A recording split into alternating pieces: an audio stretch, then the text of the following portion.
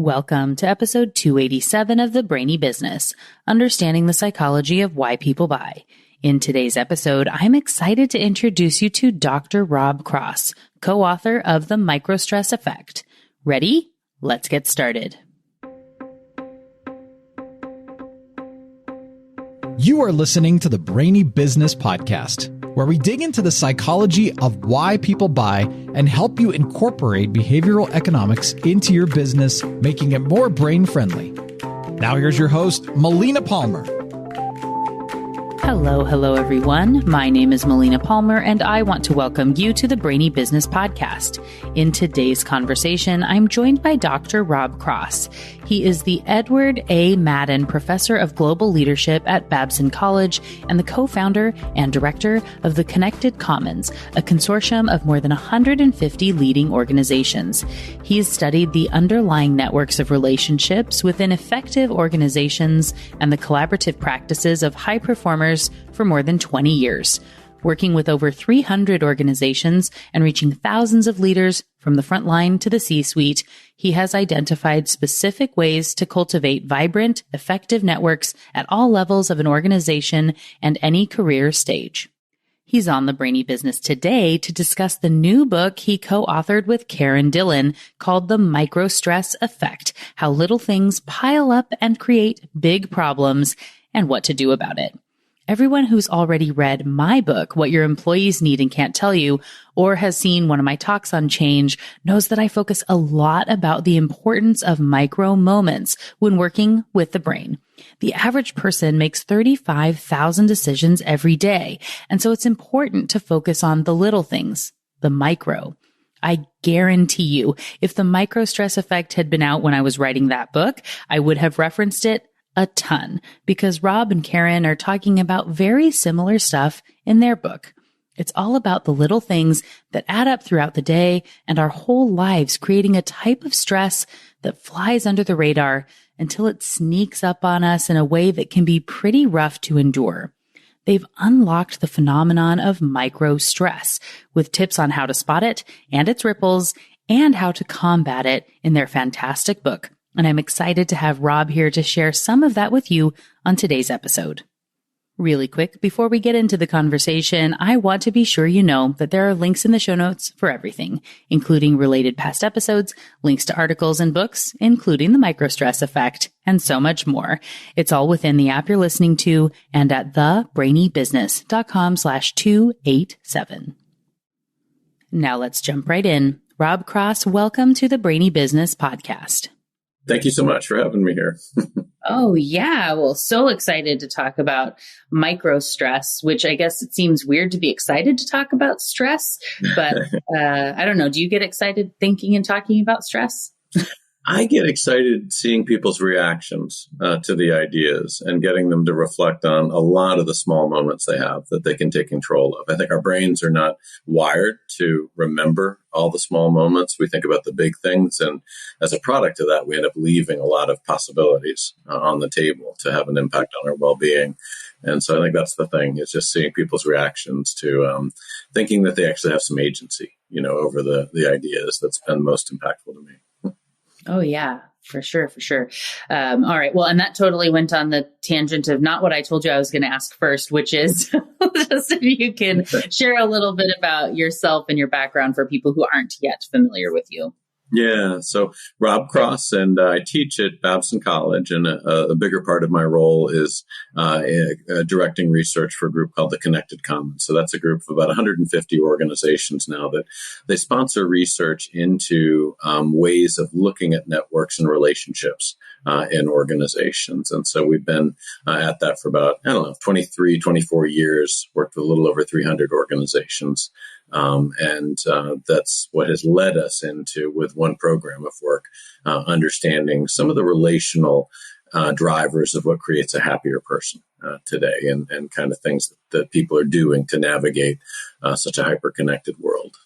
I recently had Mike Rucker on the show talking about the fun habit, which, of course, we talk about happy. And then Cassie Holmes was on talking about her book, Happier Hour. And I think it's so interesting to look at all the aspects of what goes into happiness, right? And so in that case, Cassie looks at time poverty and that impact, and Mike just going like full in on having fun in life and in work, and then like stress. I think stress is one of those things that we try to not think about, but it is so important to understand it and how that can help us to reduce stress. To be happier, right? Yeah. Right. I think it's fascinating, as I look at what most organizations are doing around well-being, a lot of the initiatives have to do with mindfulness practices, which are obviously fantastic, or some elements that lead people into positive aspects of their work or, relationships or things like that. What's fascinating to me, though, is we know from decades and decades of social psychology that typically the negative interactions we have tend to have 3 to 5 times the impact of the positive, right? And so if we're, just using mindfulness to persist in the system that we've let accrue around us, or we're just reaching for the positive, in some ways, versus adapting the negative interactions that we have or that have allowed to build into the system of connectivity we have around us, then we're leaving the highest leverage impact on the table. But it's interesting to me. I think there's a knee-jerk reaction for almost everybody to reach for the positive first as a device versus thinking about how do I shift, some of these interactions that are creating stress. Yeah, it's absolutely a smart way to go about it, and I love it. And even for myself, I'm a big believer in the whole not my circus, not my monkeys mentality of the world. And where there's some people that I know cause me stress or situations that cause stress, and I just sort of steer clear of them.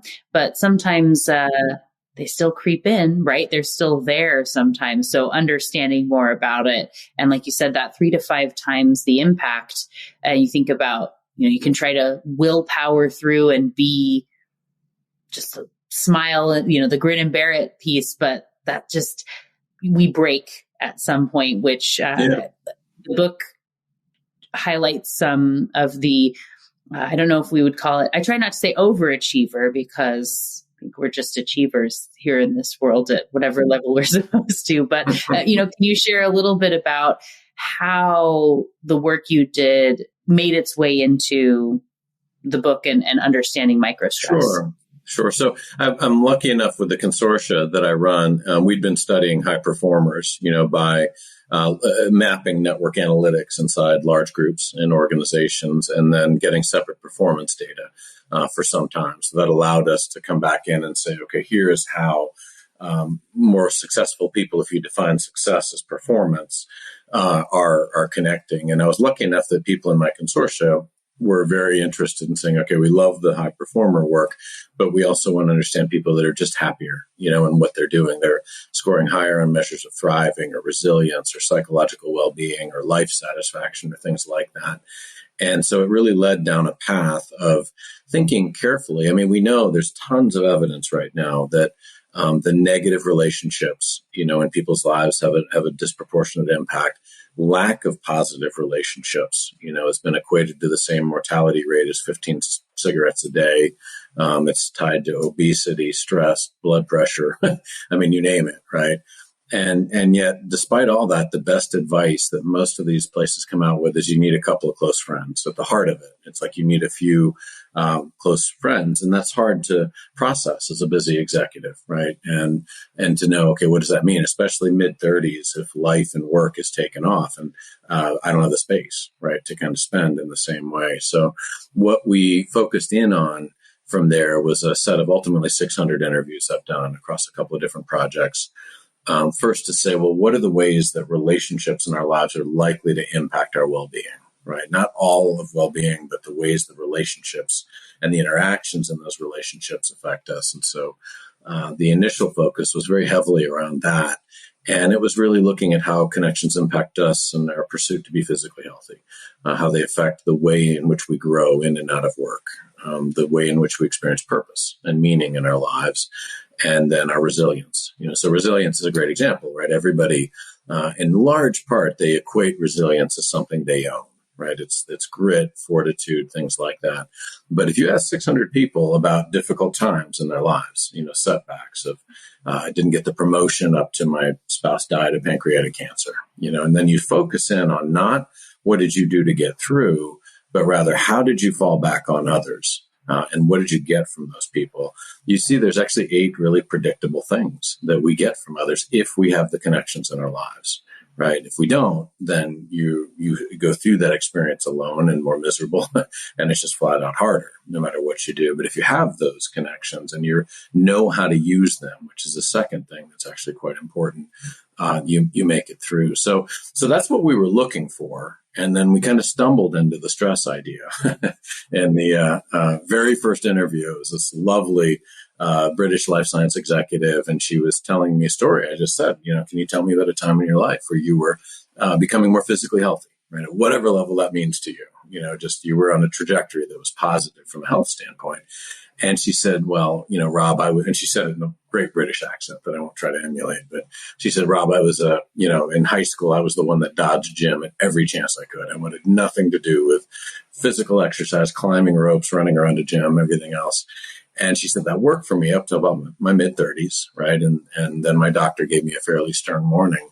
And she said, then I started walking around a park, outside my flat in London as a way to get exercise to start on that. And she had the great fortune to start seeing the same people every time she went out. And so she fell into those groups a couple of times, and they started walking together. And then those walks expanded a little bit. And then it went to a charity walk and then a charity run. And you flash forward 10 years to when I was talking to her, and she was scheduling her vacation where she and her husband would run a marathon first, and this was the person that dodged gym, right, in high school. And, what she said, it was the connections that were really critical, not just to keep her accountable, but they created dimensionality in her life, right? Suddenly she was hanging out with the mail person, the IT executive, people that just saw life differently. And that alone, had an impact on her stress, in different ways to have perspective like that. But as we talked about it, I kept asking, and then I asked another 599 people this too, like, what got you stuck?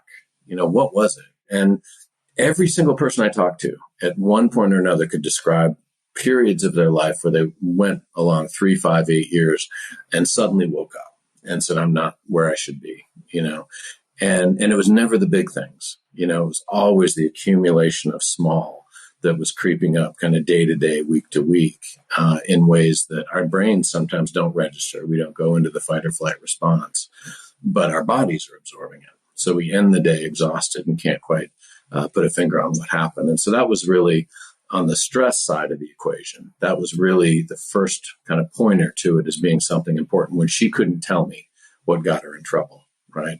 And it was only through digging through 600 interviews that we were able to say there are 14 pretty consistent kinds of these microstresses that tend to accumulate around us each day, each week, and a pace and volume our brains just aren't designed to handle in many ways. Yeah, that's such a telling and interesting story, and thank you for sharing it. And I guess fortuitous, serendipitous that it was the first one and it impacted you. And I wonder, don't you always wonder, like, what if that she was number 599, right? Like, how different would it have been if it had been another 600 interviews? Yeah. And I definitely want to talk about, of course, some of the types of microstress. But one of the things that I thought was so interesting in reading it in the book, and it doesn't get too heavy in on it, which is why I want to ask about it here now too for people, though, is that, like you said, that it's not the micro stresses aren't enough to trigger that fight or flight in the way that big stress is. So they kind of grow behind the scenes in a way that they, like you say, kind of sneak up on you. And I thought it was interesting in reading people's examples in the book. And I've had these moments myself as being an achieving type, as said in there, like, things are good and like I'm feeling good, I'm making it work, and then like one thing hits and you can feel it all sort of come down around you for a period of time. And I have a great support system that can help with some of that. But as an example, I've been working on getting ahead on podcast episodes because I'm in the midst of a ton of travel right now, and I was planning to get through a bunch of these while I was traveling last week. And the hotel I was in was doing remodeling and didn't have Wi-Fi. That was a really big impact on me, being gone for 4 days. And I extended the trip to have some time. As I mentioned to you, I have an 18-month-old at home right now. And so there's a bit of having some time that I could be working on either side of the guest lecturing and stuff I was doing. And man, like coming back is just like, feeling some of the stress of all these things that didn't get done that I had really high hopes were going to get done. So all that being said, I think that the idea of how it's not triggering fight or flight type responses and how it can be creeping up. Can you expand on that for everyone a little bit? Because I thought it was really, really interesting. Yeah. I mean, the basic idea is that it's just beneath the surface of awareness, right? It's not triggering the typical response that your brain would use to deal with big stress and things that you're kind of, become aware of and think about and pause on. These are forms of stress that are, you get an email from a colleague and you sense misalignment, right, on some big project that you're working on. And it's just in the back of your mind going, how am I going to rein this back in? And where am I going to find the time to get alignment? And you worry a little bit about it, maybe for an hour, maybe a couple hours. It's then, simultaneously seeing a colleague that needs to be coached, right, on a team call. And you're again thinking about how and when am I going to do this when I have some space, you know what I mean? And do it in a way that will preserve their engagement. And then you get a text from your child and you don't know if it's something they're really stressed about or they just vent for a few seconds and they're back onto their lives and you worry about it again for 3 hours. Those are the kind of events that we're talking about. All of those spike, different things in our bodies that absorb the stress in different ways. But they don't necessarily trigger over as something that's, oh my gosh, crisis mode. You know what I mean?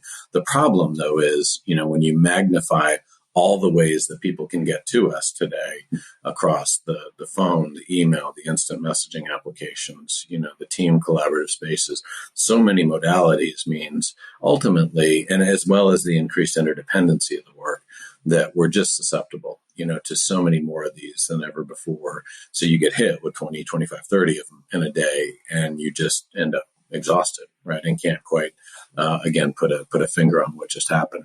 I think two other things to me that are important about this is a kind of stress. Part of it is it's under the awareness of the body, but some research that my co-author, located showed that it even affects the metabolism differently. And I won't get the numbers exactly right, but people that were under this form of stress within 2 hours of being under it, having a meal, they metabolize that meal at 104 calories greater than if they weren't under the stress. The same exact meal, but it was metabolized differently.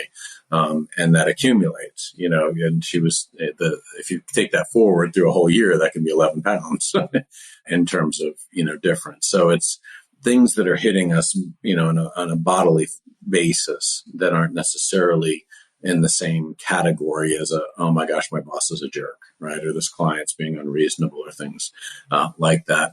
The second thing is that to me that's important is it's not distant stress, right? It's coming at us through connections, right? And it's both people that we love and that we don't love.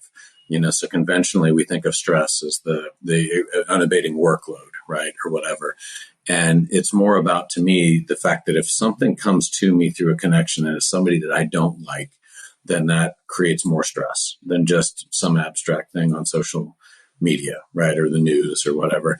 And if somebody comes at me through somebody I love, that creates more stress, right? For me, my daughter is simultaneously my hero and my greatest source of inspiration in my life and my biggest microstressor, with all sorts of things kind of flowing in those relationships there. So those are some of the things that are different and that kind of keep it operating differently, than conventional ideas where we think of stress and unabating workload or nasty people, toxic people, around us. It's a little bit different than that. Yeah. Well, for that aspect of it, I'm definitely, though, going to link to Amy Gallo's book, Getting Along. And she's been on the show here recently, too, which is, helpful kind of on that side of things. But I was thinking the metabolism and the stress and the extra weight. I, of course, first thought, wow, I hate that. That makes me very upset. I don't like that at all. And I've decided to reframe it instead of thinking about the 11 pounds potentially gained every year from my microstress. Like, what an amazing opportunity. I can lose 11 pounds by simply reducing some stress. Like, there you go. It's another motivation to get rid of it. Yeah. Yes.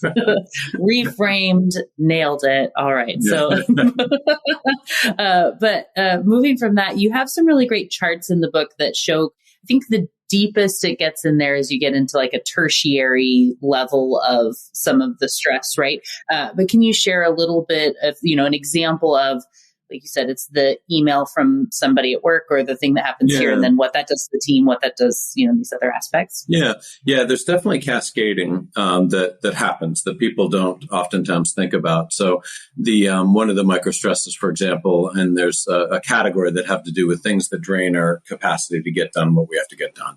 These are interactions that hit us either professionally or outside of work, and they just cause us extra work, right? And decrease our ability to execute. And one form of that is a leader or stakeholder that is shifting expectations, right? A lot in different ways. They're either changing the nature of the work, kind of what you're supposed to be doing.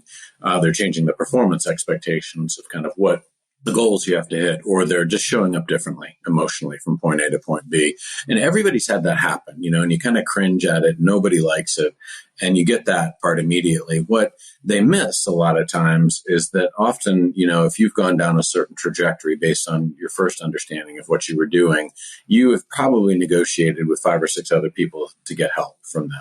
And you're saying, here's what I'll do for you. Can you do this for me? They may have started, and you may then be stuck kind of committing back to what you did for them, plus now having to go find new friends based on the new trajectory that's just been started. You may have to protect your team, right? And go back into the team and say, here's kind of where we're going and why, to try and keep engagement high. And so it's not just that initial impact on you. It can cascade in different ways into secondary effects. And for many of us, what we also have a tendency to do is take that stress home and complain about it to our significant other, right, that evening. And then that's just as bad because they don't have a clue of the context. And maybe we're at fault, but we're going to tell the story in a way that the boss is the one that's driving the whole misunderstanding. They get incensed and they reinforce our stress again. You know what I mean? Depending on kind of how it unfolds through the day. So you find, and we talk about this in the book, like a single email can cascade into all sorts of smaller stresses, right, with misunderstandings and things like that happen in different ways. Yeah. And you definitely have, like you were saying, I was thinking about the times where the thing you're looking for sometimes where you just want to be able to vent, but you want the person to agree with you, but then it kind of makes it worse, right? If you get the person that says, oh yeah, they're terrible. And then it just like fuels and... Right. That's what we see about when I talked about resilience earlier, like you definitely, empathy is one of those 8 items, right? But if that's all you get, you need empathy and then you need a path forward out of it. And those people are like gold, right? But they have to know the context too. So you have to be pretty thoughtful of what you're looking for, and when, to kind of move forward, or you'll just spin, right? And not be a productive outcome for sure. Yeah. Well, knowing that we couldn't possibly talk about all of it in the conversation today, but it feels like a good transition, and knowing people can, of course, get the book, and they should, and there will be links in the show notes for them to do so. But what are some of the tips there as far as, okay, I'm guessing everyone listening is totally resonating on the microstress idea. We're on board. Help us. What do we do?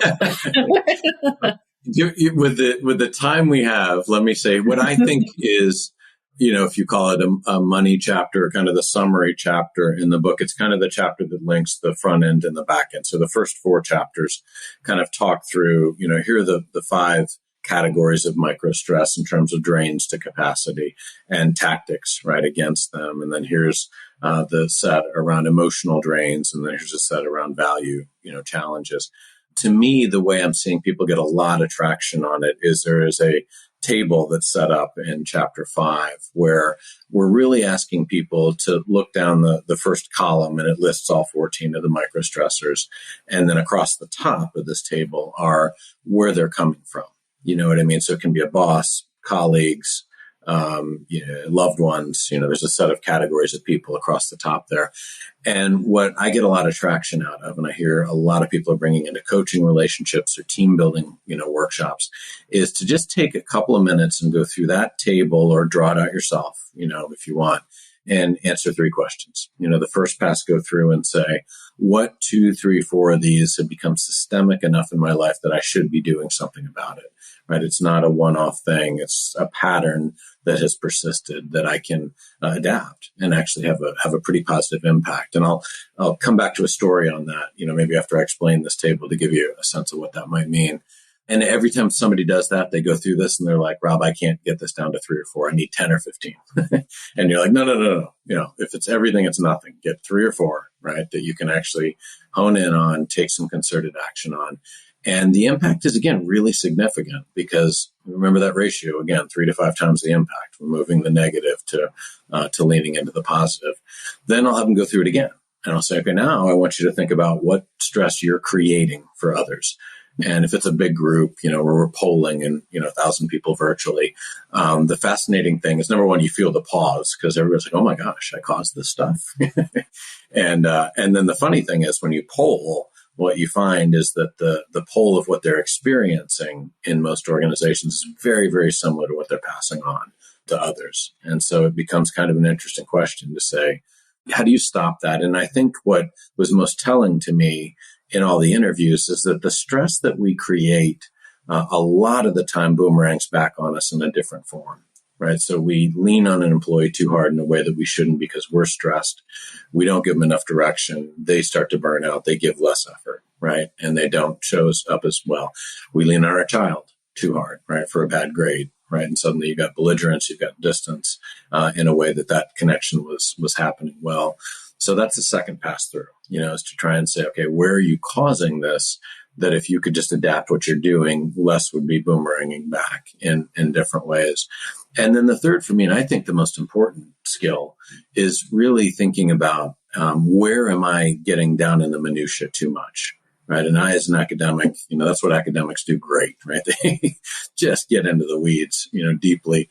And I get a kick out of some of the things that myself and my other academic colleagues get all incensed about compared to, people that are in companies and dealing with big issues. But what I found in there is the people that were happiest in this work is they tended to have at least 2 and usually 3 groups outside of their profession that they were an authentic part of. So like my marathon runner, what those interactions did for her, she would say, these people saw me at my worst. I saw them at their worst. We spent a lot of time talking about different aspects of our life. And I realized that, hearing what the mailman's struggling with makes my struggle seem different, right? And it just puts it in perspective. But I could see that over and over again, right? That the people, and these could come from any and all walks of life. Typically, there was one element that was more spiritual or aesthetic in nature, another that was more physical from a health standpoint, but it could be book clubs, music, all sorts of things, the people that did that well. And it just helped them rise above it, you know what I mean? And not get down in the minutia as much. Everybody's usually have had an experience in their lives where they can recall, going through a stretch and just grumbling about how ridiculous everything was and just incensed. And then, something truly traumatic happens, right? You get a health diagnosis, whatever. And you look back to what was so irritating 5 seconds ago. Suddenly you're like, why? And I'm convinced that what I call my 10 percenters, the people that are just thriving better in this context, that's how they live a little bit without the trauma. The dimensionality they build in and maintain in their life has a material impact on that. So to me, that's one of the most powerful things to reflect on is where a couple of these that I can actually adapt the interaction and take them away, where a couple can I stop causing, and where can I rise above, right? And not get down into the weeds as much as I have been. And that's very, very tractable. These are all very targeted things that people can do.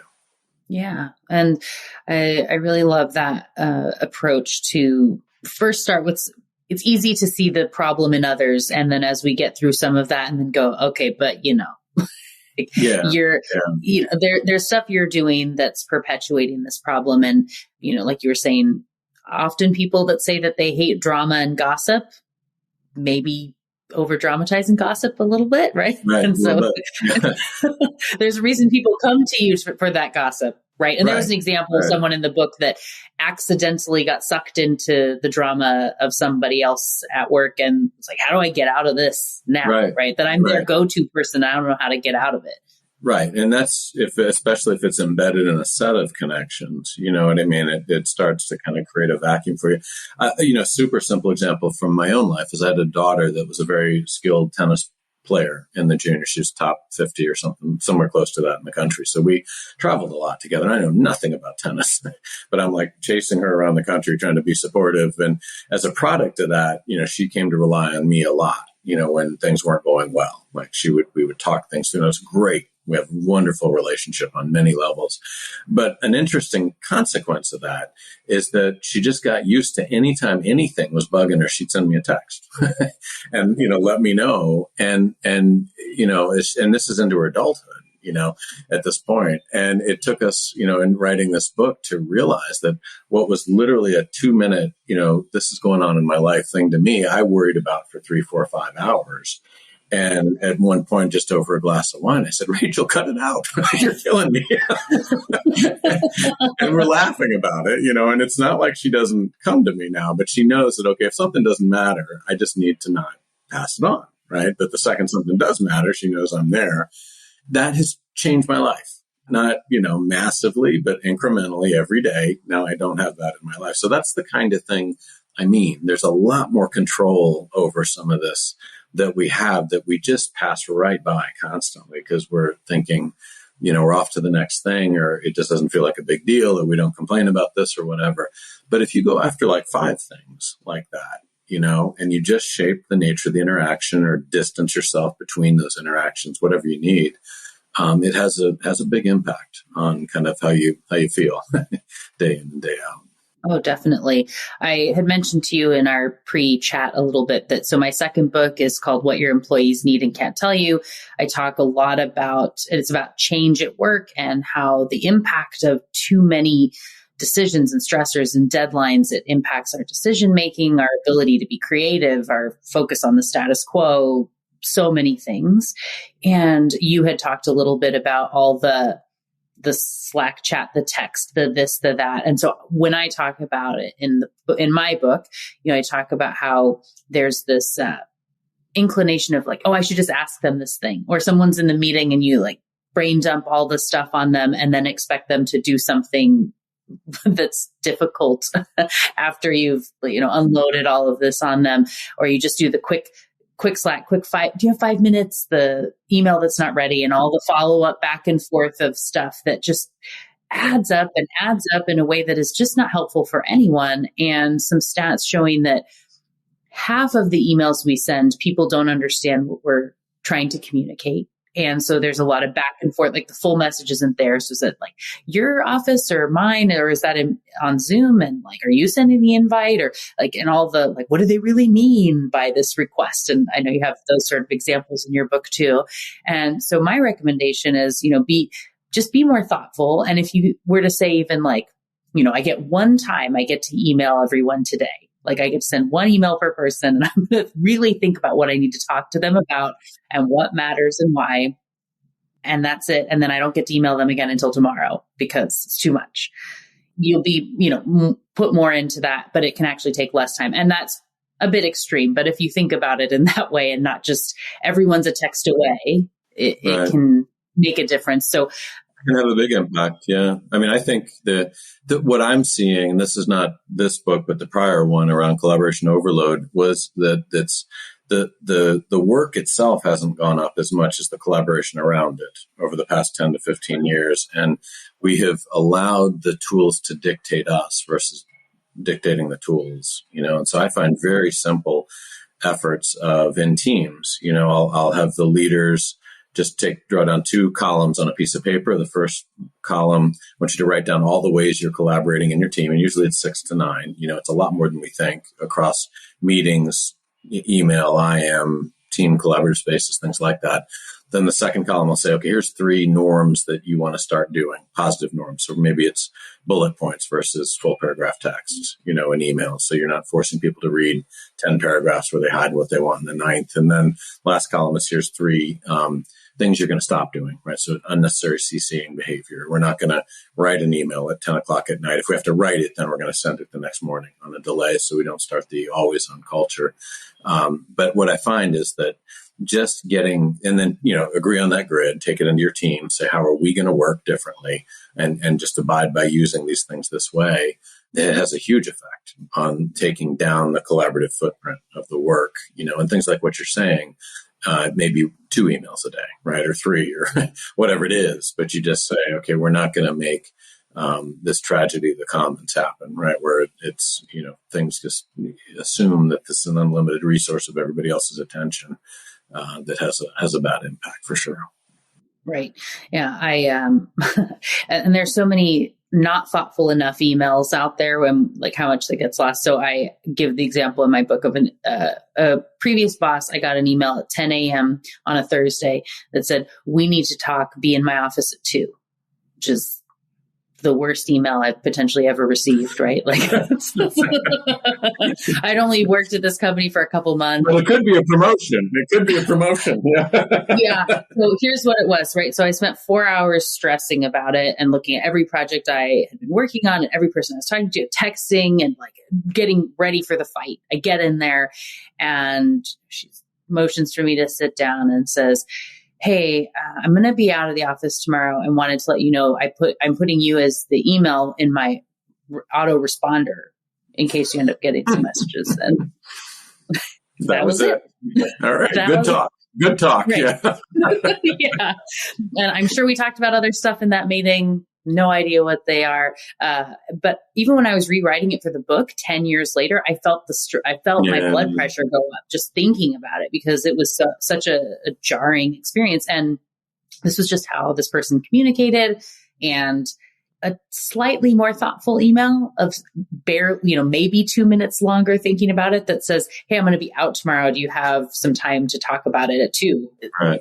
Totally different day, totally different experience. And so I'm also, I'm a big fan of, so Susan Scott in Fierce Conversations talks about, being thoughtful about every interaction you're having, if you're leaving an aftertaste, an afterglow, or an aftermath from what you have there. And I think, again, those moments and especially as you get higher up in organizations, you don't realize that little look that you made or forgetting something that has a lot of impact on people. And it was just a moment for you, but those really add up in a way that can be detrimental at work. Right. And cascades. And like you say, especially at more senior levels, right? It's going to cascade through all sorts of the initial interaction and then additional conversations. When we've mapped network analytics, I've been really blessed that people have started to let me map interactions around fear recently. So who are the people that, not that you're physically scared of, but that you just tend to hold back a little bit, you know what I mean, in their presence of. And it's a totally different view, right? You get people coming to you saying, I have a culture of fear here. And you're like, oh my gosh, good luck with that, but when you look at it from a network standpoint, you actually see in maybe 6,000 people, it's 50, 60 that are just leading poorly, right? They're doing what you're talking about. They're not as thoughtful about what they're saying, how they're saying it, things like that. Maybe 50, 60 experts that are trying to preserve their status. And the interesting thing is you find that it's maybe 50, 60 people that see fear in everything, right? So they're not creating it, but they see it everywhere and they propagate it just as bad. You know what I mean? In the different conversations.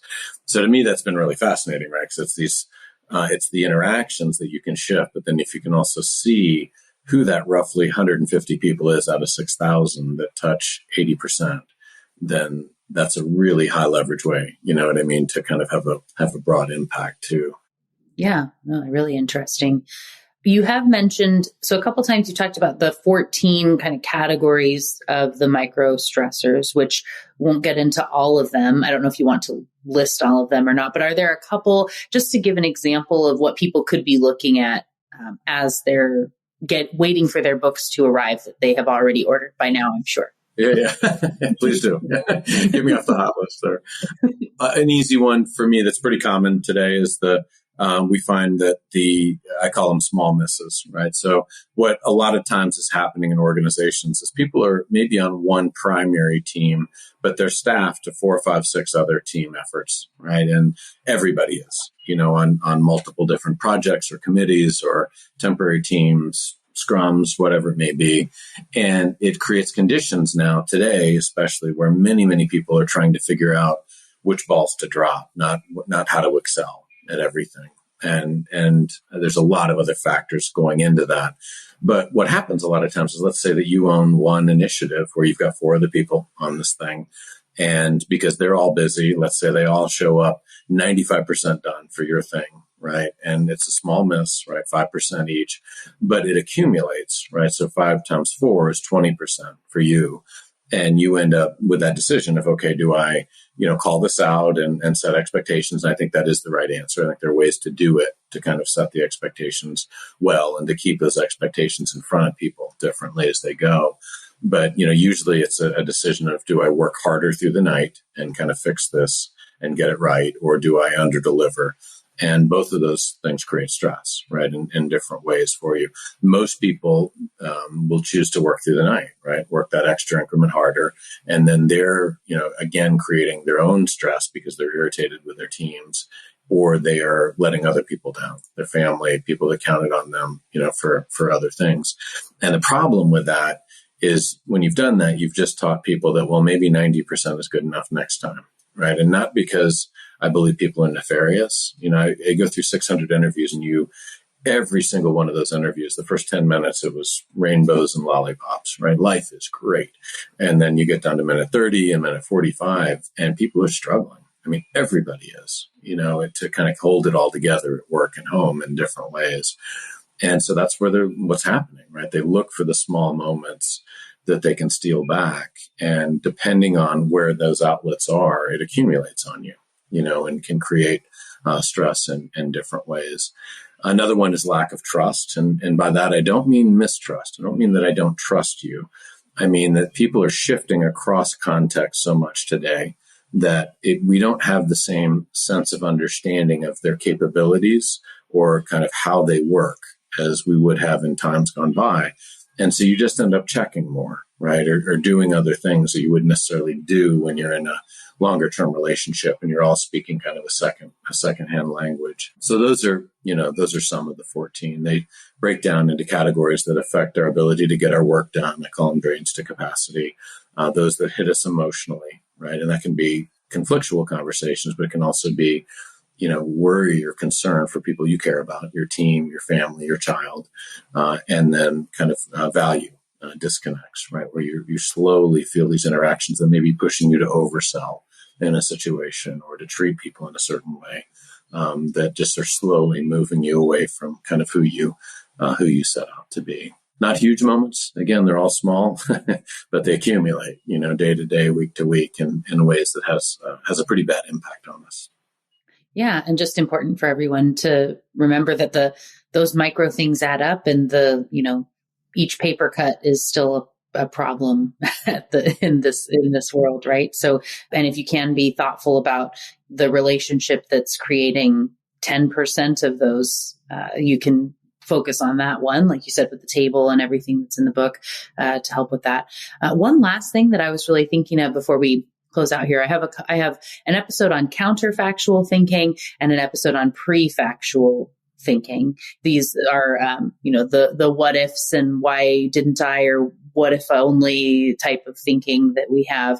And I know that, I personally, I've had conversations before, and this is mostly with my husband. I think it's like, I can't remember if I've actually had this conversation with you, or if I've just played it out in my head 500 times, but I feel like I'm going to bring this up because in my mind, we've talked about this a lot. And so I think that that sort of dwell and like thinking and like kind of spinning and dreading on the thing that had happened or what might happen, what might happen. Whoa, that's weird. But what might happen in the future is something that I think is likely a big contributor to a lot of that microstress?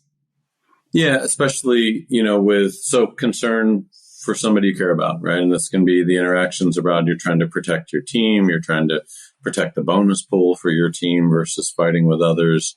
My concern for my daughter, other people's concern for their elderly parents. I mean, it's a lot of things that happen.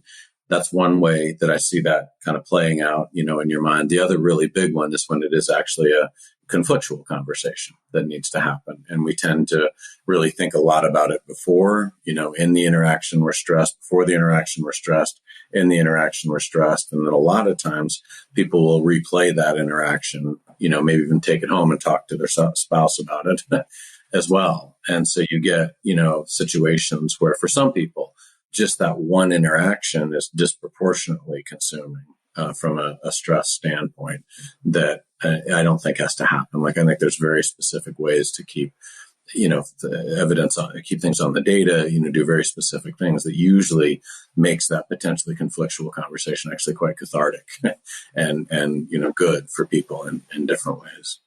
Awesome. Well, I think I've sort of decided in this moment, I always refresh an episode now on the Tuesday before the new episode comes out. And so I think the counterfactual thinking will probably be the one just before this one to get everybody in that good mindset, coming up into this. And so for everyone who is now so excited to go get their copy of the Microstress Effect and to learn more about you and your co-author and your work and connect, what's their best source to do so, knowing the book will already be out when this episode comes out?